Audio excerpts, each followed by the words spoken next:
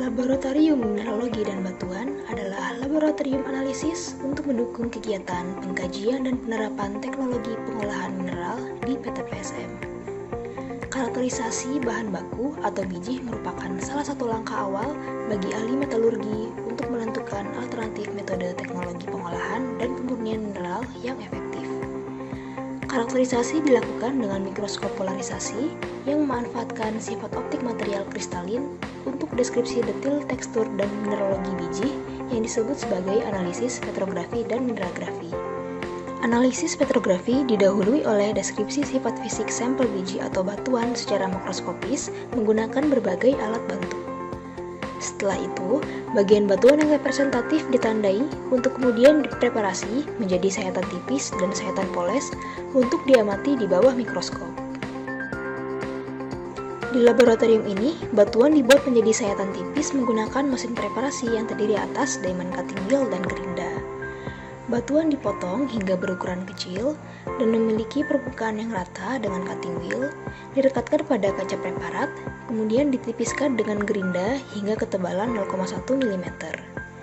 Tahap akhir adalah menipiskan batuan secara manual menggunakan bubuk karborundum hingga ketebalan standar mencapai 30 mikron. Sayatan poles dipreparasi dengan cara membenamkan sampel dalam cetakan resin berbentuk silinder.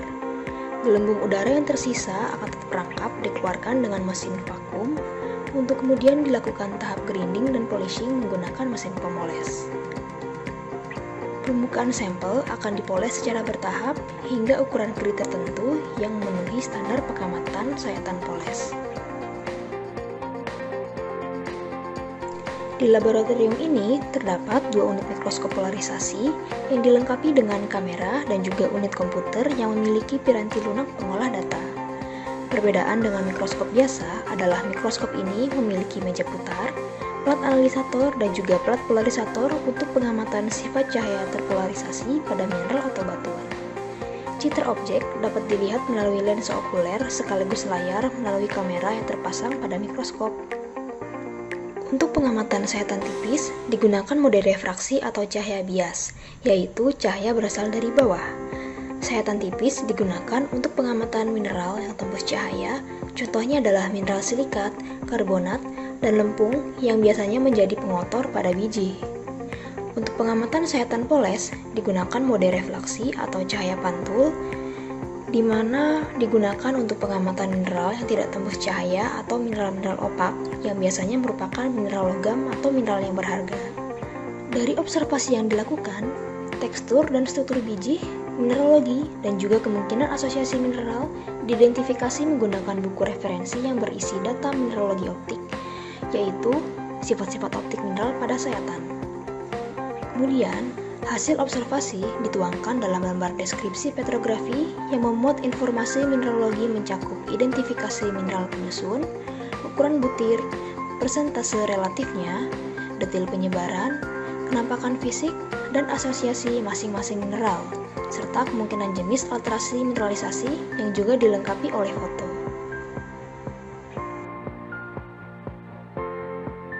Selain pengamatan sayatan yang bersifat 2 dimensi, dapat juga dilakukan pengambilan foto pada objek yang memiliki relief atau objek 3 dimensi menggunakan fitur Extended Focal Image untuk mengamati detil morfologi yang tidak bisa diamati pada sampel yang disayat. Contohnya adalah pengamatan butir emas dari endapan placer. Pada pengkajian teknologi pengolahan dan pemurnian mineral, analisis petrografi dititik beratkan pada karakteristik fisik biji untuk kebutuhan pemilihan metode pengolahan dan pemurnian biji. Misalnya, pada biji emas primer, emas berukuran sangat halus dan dapat berasosiasi dengan mineral lain pada batuan. Dengan mengetahui ukuran butir mineral biji yang mengikat emas dan bagaimana bentuk asosiasinya dengan mineral pengotor, dapat ditentukan durasi tepat untuk proses reduksi ukuran butir, serta pretreatment, beneficiasi, dan ekstraksi yang cocok sehingga proses ekstraksi mineral bisa berjalan efektif dan efisien. Tidak hanya terbatas pada karakterisasi biji dalam bidang metalurgi pertambangan. Mikroskop polarisasi juga digunakan di bidang kebumian lainnya, seperti eksplorasi dan sejarah pembentukan endapan mineral, eksplorasi prospek batuan induk dan reservoir minyak bumi, studi mineral alterasi penciri reservoir sistem geotermal, studi mikrostruktur terkait deformasi batuan pada studi kebencanaan geologi, hingga karakterisasi beton pada keteknikan sipil, dan juga ilmu metalografi untuk karakterisasi paduan logam.